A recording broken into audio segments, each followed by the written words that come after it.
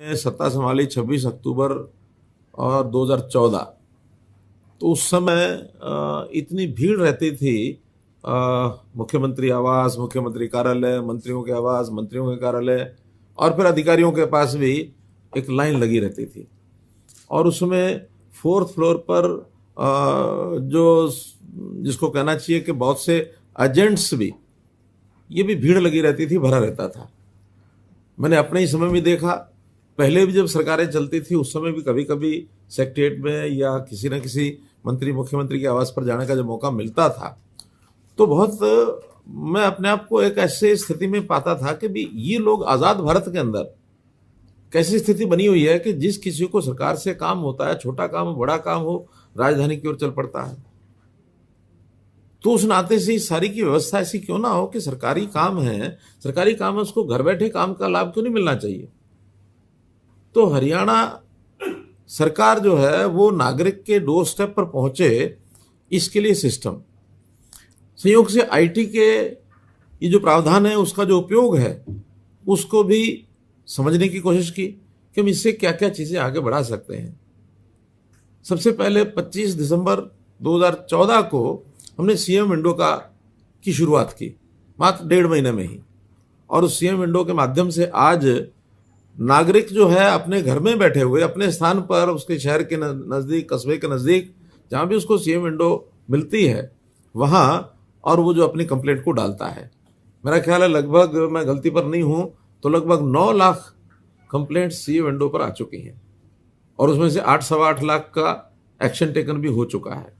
तो 9 लाख लोग यदि अपने घर से कंप्लेंट ना डालते और चंडीगढ़ की तरफ रास्ता करते तो आज 2500 दिन हुए हैं, हर दिन का हिसाब लगा लो कितना पड़ता। 400 लोग प्रतिदिन हमने उन कंप्लेंट्स को चंडीगढ़ आने से बचाया।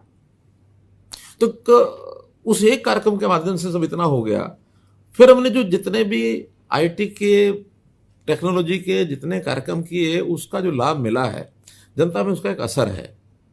आईटी भले वो कहते तो इंफॉर्मेशन टेक्नोलॉजी आईटी है, लेकिन मैं इसको इमीडिएट ट्रांसमिशन या इमीडिएट ट्रांसफॉर्मेशन आईटी का मतलब ये निकालता हूं कि इमीडिएट काम हो जाए। कहीं भी देश में दुनिया में कोई आदमी बैठा, उसने क्लिक किया और वो संबंधित आदमी के पास चीज पहुंच गई, संबंधित आदमी ने उसको हल किया, क्लिक किया तो फिर वापस उस आदमी का रिजल्ट उसको मिल गया।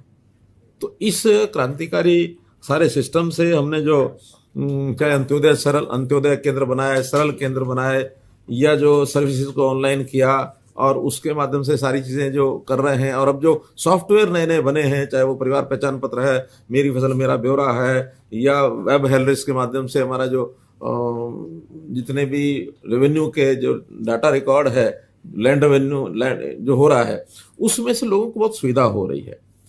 इतना सब होने के बाद भी बहुत कुछ बाकी भी है। लोगों को जागरूक करना पहली आवश्यकता तो ये है, जैसा ठीक बताया गुप्ता जी ने, कि जागरूकता के अगर अभियान चलाए जाएंगे, लोगों को इसकी जानकारी होनी चाहिए। अवेयरनेस की कमी बहुत है। हम ऐसे कमरे में बैठ करके प्रोग्राम बना लेते हैं और आपस में कंसल्ट करके उसको रिफॉर्म भी कर लेते हैं और हमको लगता है कि सारा सुविधाजनक हो गया, लेकिन उसमें समय लगता है जब लोगों तक उसकी जानकारी पहुंचती है। लोगों तक ये जानकारी पहुंचे और उसका सोल्यूशन इमीडिएट हो, इसके लिए जितने सिस्टम हमको बनाने चाहिए वो बनाने चाहिए।